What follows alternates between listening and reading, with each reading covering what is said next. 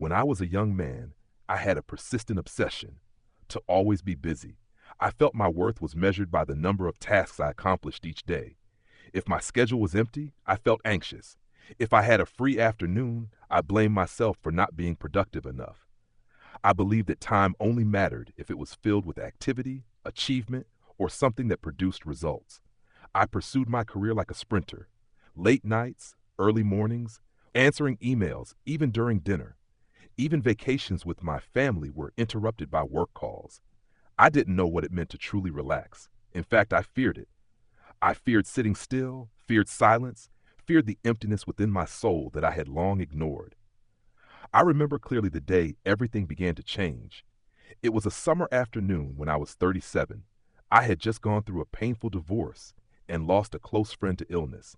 My spirit was exhausted, like a tree battered by years of strong wind without time to recover. At that point, there was no one left around me to pretend to be strong for. I had no choice but to pause. I decided to visit my grandfather in the countryside, partly because I missed him, and partly because I had nowhere else to go. He lived alone in an old wooden house, about a 30-minute drive from town. I remembered him as a calm, gentle man. My childhood was filled with images of him sitting on the porch, holding a hot cup of tea, his gaze distant as he looked at the tree line.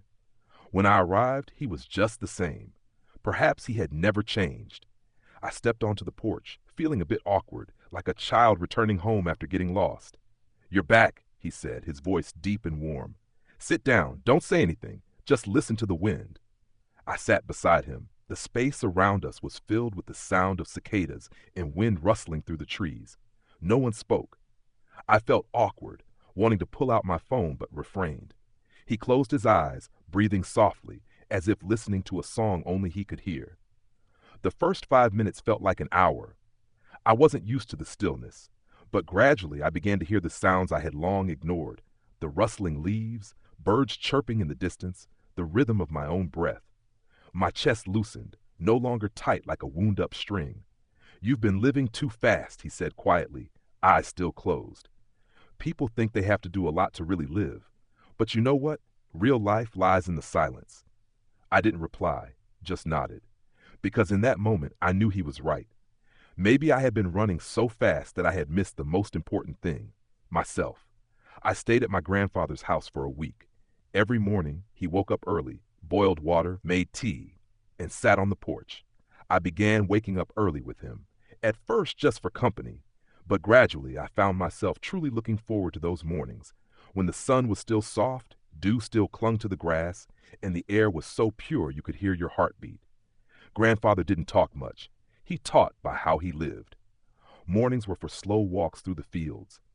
Lunch was simple: a bowl of vegetable soup, a plate of braised fish, a few slices of pickled eggplant.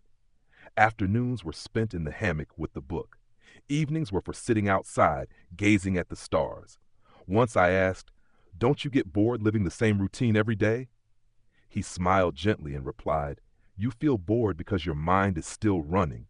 But when the mind stops, you'll see every day is different. Every ray of light, every breeze, every meal, none of it is ever exactly the same." I started learning to observe.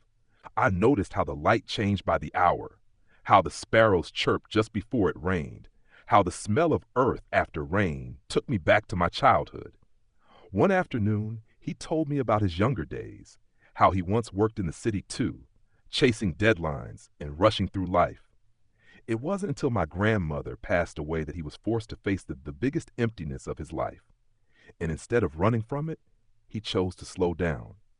He learned to live gently, and then he realized the most beautiful things in life are not found in the noise, but in the quietest places within our hearts. The day I left, he only said one thing: "You don't have to live like I do, but don't forget to sit still sometimes. Don't forget to listen to the wind." 10 years have passed since then. I'm now in my 40s, with some gray in my hair and less urgency in my heart. I no longer chase endless to-do lists. I start my mornings with a cup of tea, open the window, and breathe deeply. Sometimes I return to the countryside to sit on that old porch where I learned the greatest lesson of my life, that doing nothing is sometimes the most meaningful way to live. And if someone asks me what I wish I had known earlier in life, I'd say, I wish I had known that sometimes just sitting still is enough to find yourself again.